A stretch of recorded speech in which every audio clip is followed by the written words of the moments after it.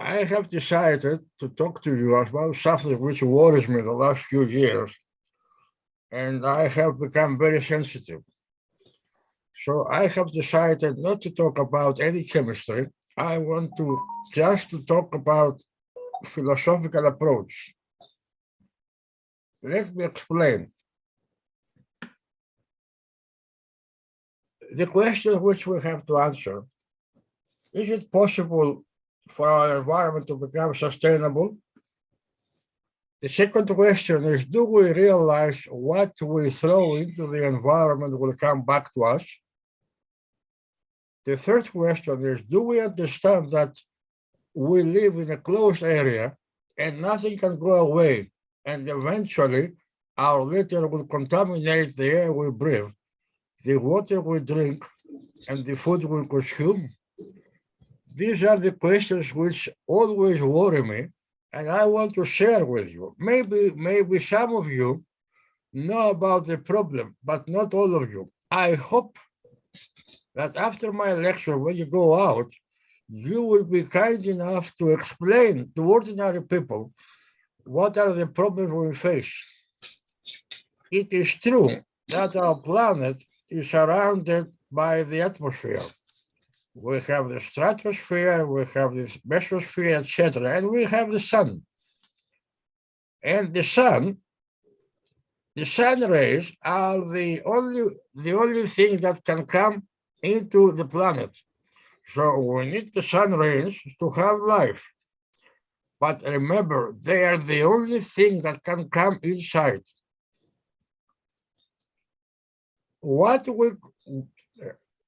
Our chimneys from the big companies go above, go out, and remain in our atmosphere.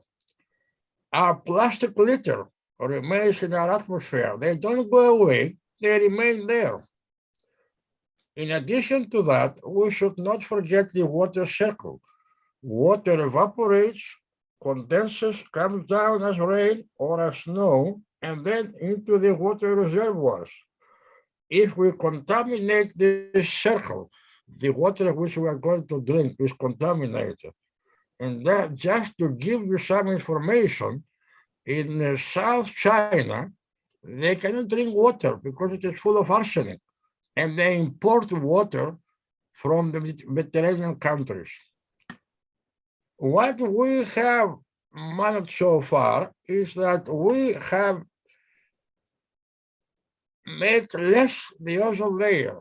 We have reduced the ozone layer. Why? Because we are using chlorofluorocarbons and halogens as fire extinguishers and also in refrigerators. So we have made it thinner.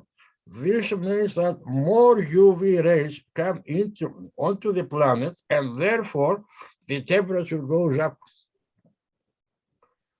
So we have to understand, maybe some of you have understood, but not all of you, that our planet is full of rubbish, fumes, litter, everything. Therefore, we live in a closed environment. Now, this is important. This is what we have to understand. This is what we have to tell everybody. We lived in a closed environment, and therefore, nothing goes out. What we produce carbon dioxide. We burn fuel, and this carbon dioxide stays. It does not allow heat to go away, and therefore the planet is heating. The temperature of the planet goes up. The solid waste stays there. It doesn't go away. Minerals, arsenic, lead, cadmium, mercury, and others, they are there. They go into our water, they go into our food. Everything else which produce stays around us. And this is why the United Nations Secretary last week in Egypt, in a conference about the environment, said that humanity is on a highway to climate hell. Now, be careful.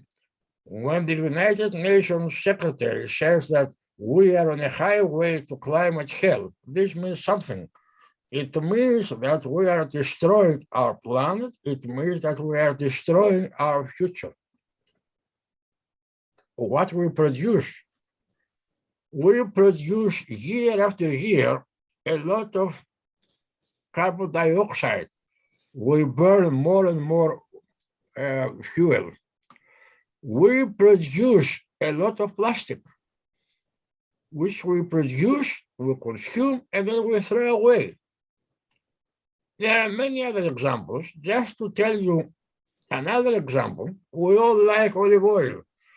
We all like olive oil in our salad. We like olive oil, okay, but what we don't know is that if you go at the back of an olive oil mill, you will see a black liquid coming out.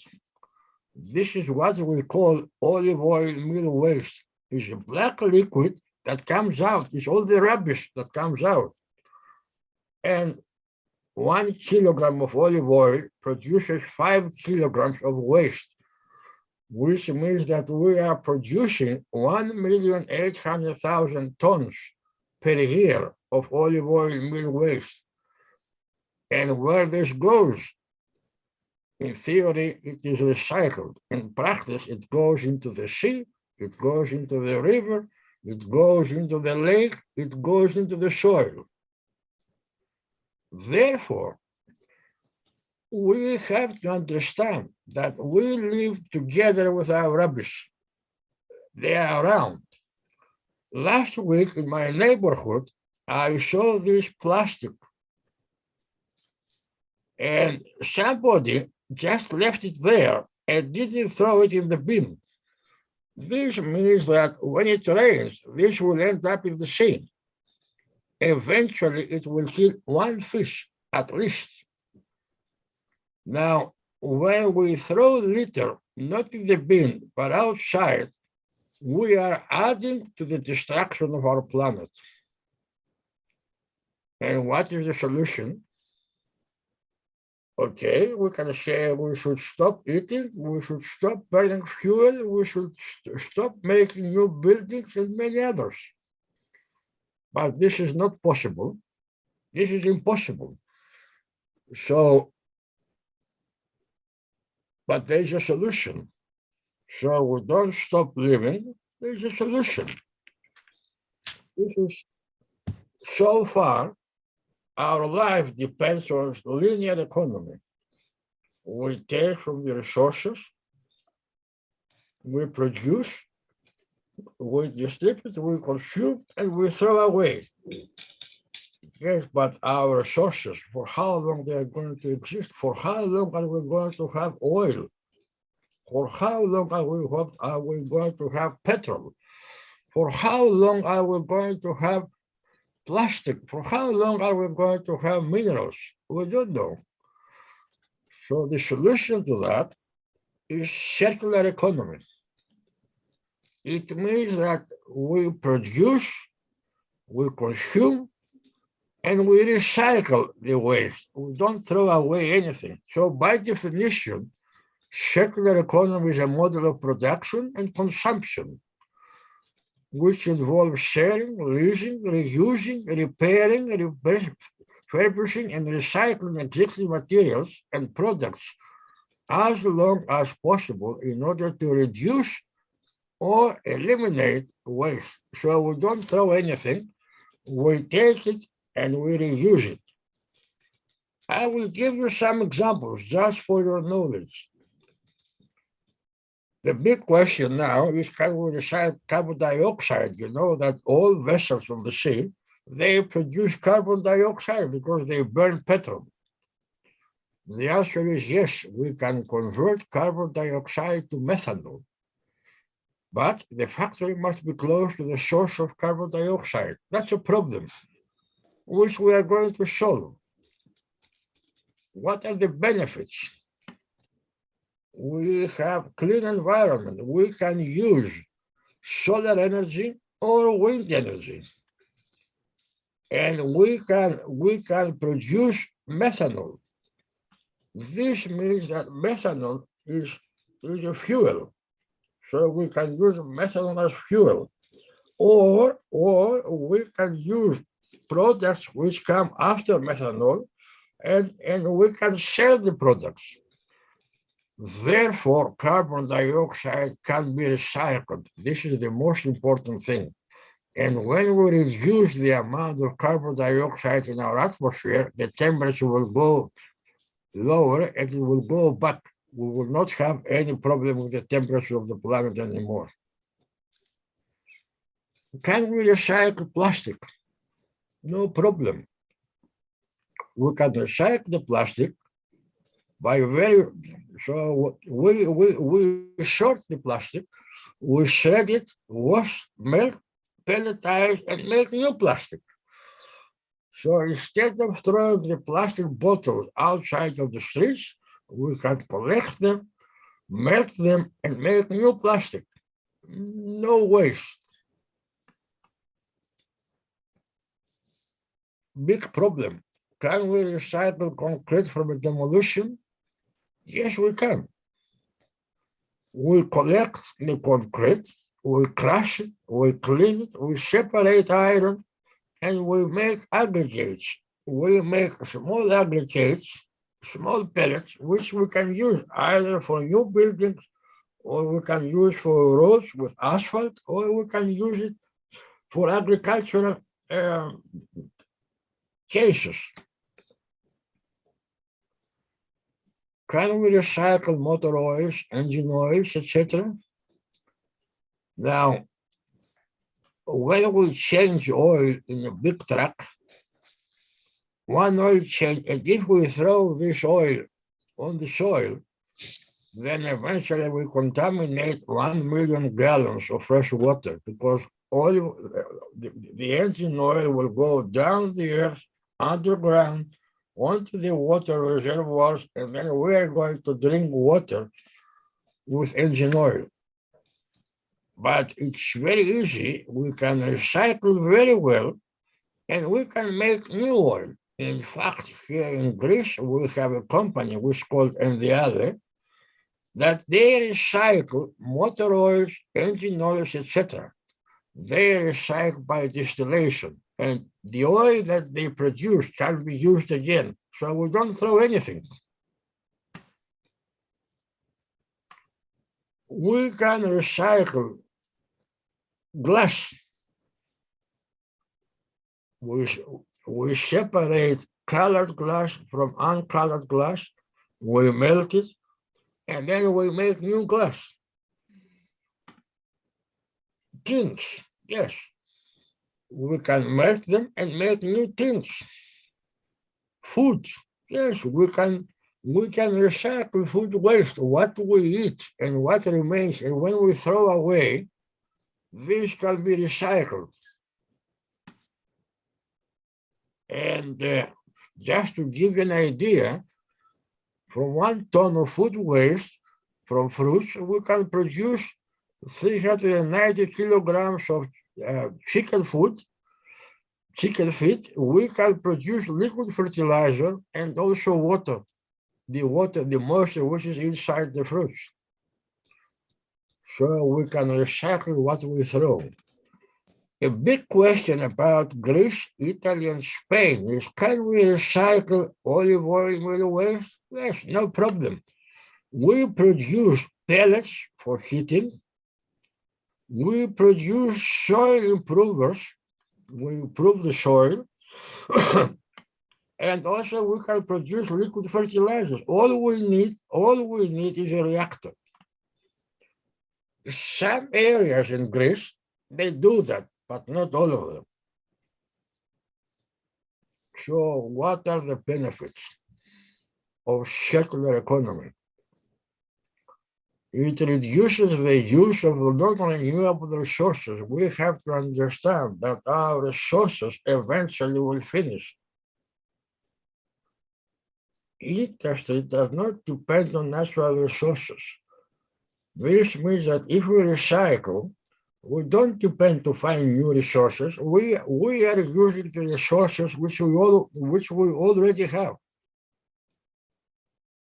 The circular economy lowers the carbon emissions because we recycle them. We take it into the factory and we recycle them.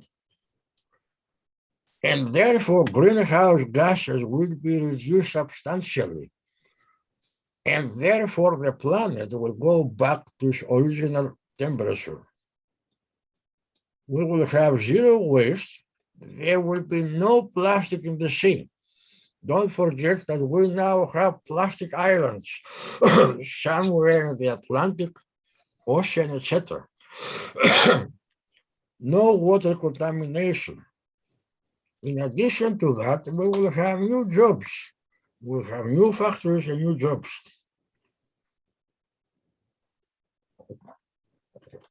As a result, we are going to have better life, better air, better water, and a clean planet.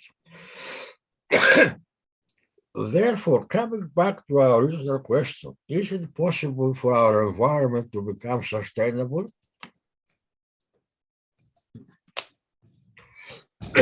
Yes. I think that if we all try, we can make our environment sustainable.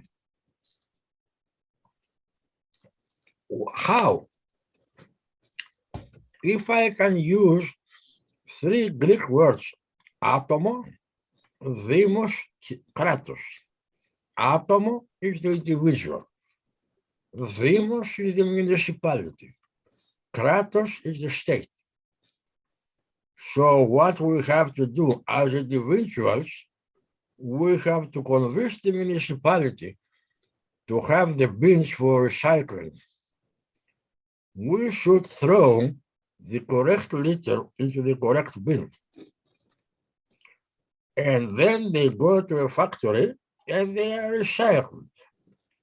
In addition to that, we have to convince municipalities in the islands to do recycling.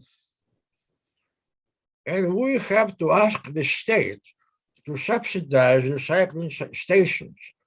So when somebody decides to have a recycling station, he should be subsidized. In other words, pay less tax, or I don't know why. What is the problem in Greece? The problem in Greece is that we say, oh, αδελφέ. The translation, oh, brother, does not mean exactly what it means in Greek. Oh, αδελφέ means, I don't care, I throw everything away, it's not my business. But we should not forget our children, our grandchildren, and our grandchildren. If we destroy the planet, they will survive. They will not survive. So this oh, αδελφέ, we have to forget it. Each one of us, as atomo, individuals, we should do our part, recycle. And then the municipality should do the part by the municipality. And then the state should do its part. If we do that, we will have a clean planet. You all know that this is our life, full of rubbish. Terrible. This is the life of the animals. So when we say foresighting the future, it depends on us. We are responsible for our future. So we have to go out and explain to everybody what we have to do. I would like to thank you for your attention. Thank you very much.